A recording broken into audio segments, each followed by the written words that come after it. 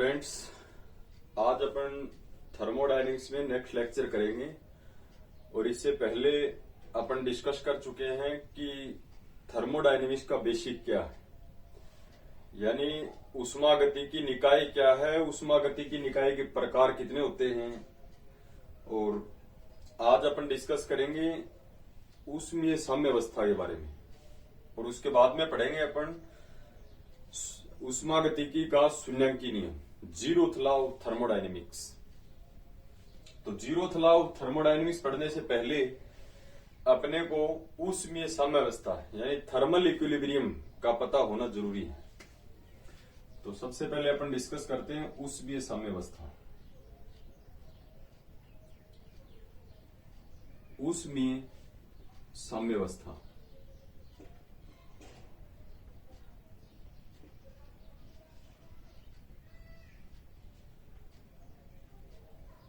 या इसको अपन तापीय साम्यावस्था भी बोलते हैं, जिसको अपन बोलते हैं थर्मल इक्विलिब्रियम। Thermal equilibrium. तो देखिए उसमें साम्यावस्था क्या होती है। इसके लिए अपने को दो निकायों की जरूरत पड़ेगी। और निकाय क्या होता है कि ब्रह्मांड का ऐसा भाग है जिसका ऊष्मागतिकी के अध्ययन के लिए चयन किया जाता है, ऊष्मागतिकी निकाय कहलाता है। अगर इसके अपन डेफिनेशन की बात करें तो इसकी डेफिनेशन है कि यदि दो निकायों, अपने पास कोई दो निकाय है, यदि दो निकायों का ताप बराबर हो, अगर कोई भी दो सिस्टम है उनका टेम्परेचर क्या हो, इक्वल हो, बराबर हो, तो वे दोनों निकाय यानी बोथ सिस्टम्स, तो वे दोनों निकाय ऊष्मीय साम्यावस्था में कहलाते हैं। तो ये दोनों निकाय ऊष्मीय या तापीय साम्यावस्था में कहलाते हैं।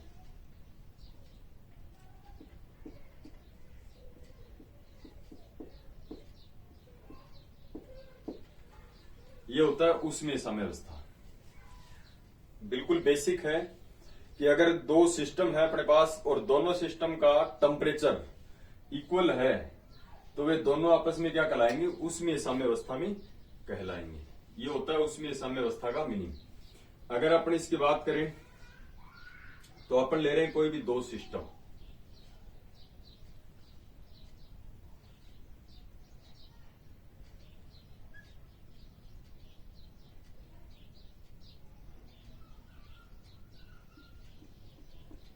ये अपने पास दो सिस्टम है।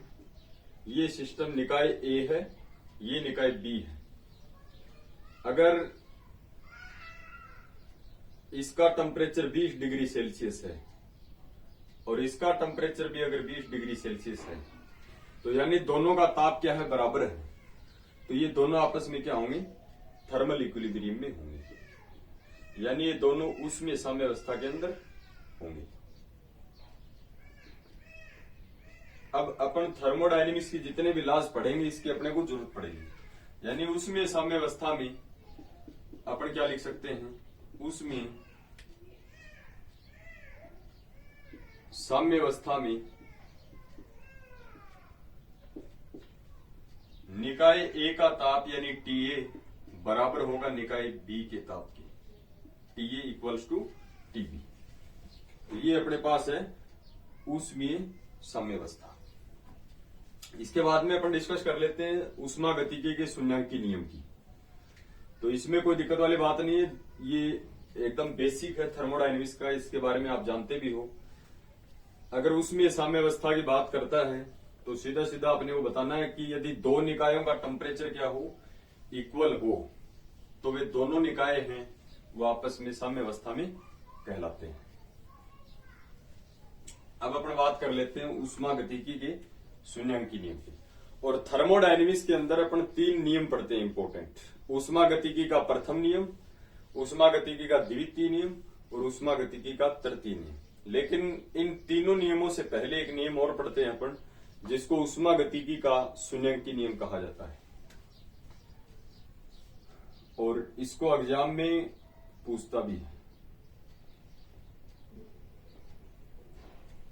उष्मागतिकी का शून्याङ्की नियम, उष्मागतिकी का शून्याङ्की नियम, यानी इसको अपन बोलते हैं जीरोथ लॉ ऑफ थर्मोडायनेमिक्स।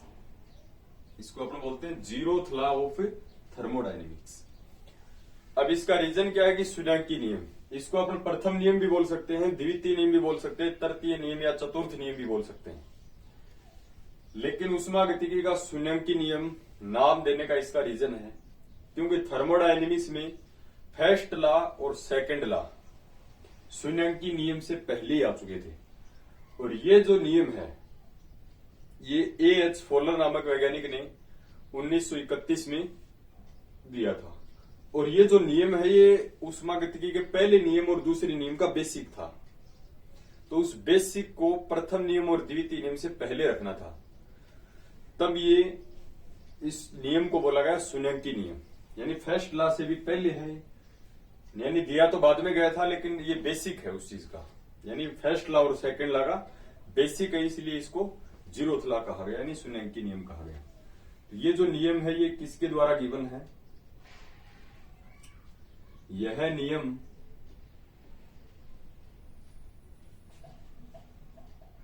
सन 1931 में 1931 31 में A.H. फॉलर द्वारा दिया गया, यानी उष्मागतिकी का शून्याङ्की नियम वो किसने दिया था? 1931 में A.H. फॉलर नामक वैज्ञानिक द्वारा दिया गया है। और फर्स्ट लॉ और सेकंड लॉ की बात करें तो दोनों ही 1931 से पहले आ चुके हैं, तो इसको उन दोनों का बेसिक मानते हुए पहले पढ़ा जाता है। तो उष्मागतिकी का शून्याङ्की नियम है क्या चीज? ये नियम ये कहता है यदि, यानी इस नियम के बारे में अपन डिस्कस करें तो इस नियम के अनुसार, इस नियम के अनुसार यदि दो निकाय, कोई भी दो सिस्टम है, यदि दो निकाय किसी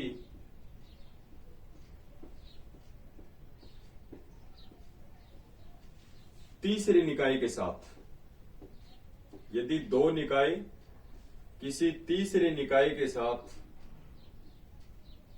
अलग अलग, यानी सेपरेट सेपरेट, अलग अलग ऊष्मीय साम्यावस्था में हैं, यानी इस नियम के अनुसार यदि दो निकाय हैं अपने पास और किसी तीसरे निकाय के साथ अलग अलग ऊष्मीय साम्यावस्था में हैं, तो वे दोनों निकाय भी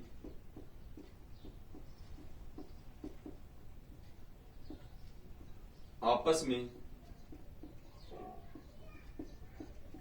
ऊष्मीय साम्यावस्था में होंगे, ऊष्मीय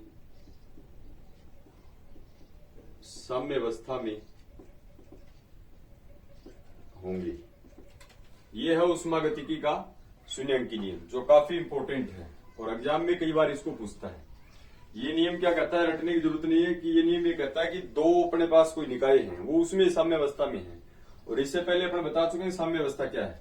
अगर दो निकायों का टेम्परेचर बराबर है तो वे दोनों आपस में उसमें साम्यावस्था में कहलाते हैं। ये कह रहा है कि यदि दो निकाय किसी तीसरे निकाय के साथ अलग अलग उसमें साम्यावस्था में हैं, यानी टेम्परेचर बराबर है, तो वे दोनों निकाय भी आपस में उसमें साम्यावस्था में होंगी। यानी इसके डायग्राम की अपन बात करें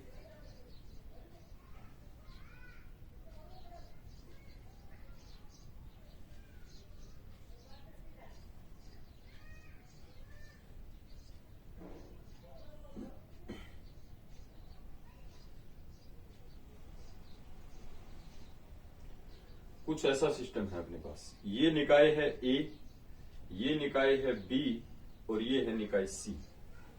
ये नियम क्या कहता है कि इस नियम के अनुसार यदि दो निकाय ए और बी किसी तीसरी निकाय के साथ यानी सी के साथ अलग अलग उसमें साम्यावस्था में हैं, इसका मतलब ये है कि ये जो ए निकाय है वो सी के साथ उसमें साम्यावस्था में है, यानी ए और सी का टेम्परेचर क्या है, बराबर है, तभी होंगे उसमें साम्यावस्था में।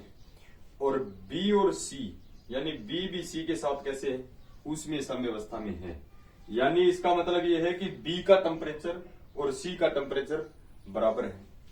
तो उष्मागतिकी का शून्याङ्की नियम ये कहता है कि ए और बी जो है वो भी आपस में क्या होंगे, उसमें साम्यावस्था में होंगे। तो कहने का मतलब ये है कि इसका गणितीय रूप अपन लिखें उष्मागतिकी के शून्याङ्की नियम का, मैथमेटिकल जो फॉर्म में इसको लिखें यानी गणितीय रूप, तो इसका गणितीय रूप कहता है कि दो निकाय ए और बी तीसरे निकाय के साथ अलग अलग उसमें साम्यावस्था में है, यानी ए सी के साथ उसमें साम्यावस्था में है, बी सी के साथ उसमें साम्यावस्था में है, यानी टी ए बराबर है किसके, टी सी के। तो इसका मतलब ए का टेम्परेचर और सी का टेम्परेचर बराबर है, तो ये दोनों आपस में क्या होगी, उसमें साम्यावस्था में, तथा बी का टेम्परेचर और सी का टेम्परेचर बराबर है, यानी टी बी बराबर है किसके, टी सी के। तो इसका मतलब दो निकाय हैं ए और बी, वो दोनों तीसरे निकाय सी के साथ क्या है, उसमें साम्यावस्था में है, यानी इसका और इसका टेम्परेचर बराबर है, इसका और इसका टेम्परेचर बराबर है, तब टी ए बराबर क्या होगा, टीपी होगा। यानी ए सी के साथ है उसमें साम्यावस्था में है, बी सी के साथ उसमें साम्यावस्था में है, तो ए और बी इन दोनों का ताप भी क्या होगा, बराबर होगा, यानी T A equals to T B. तो ये है अपना उष्मागतिकी का शून्याङ्की नियम। और नेक्स्ट में अपन डिस्कस करेंगे उष्मागतिकी के प्रथम नियम और द्वितीय नियम के बारे में।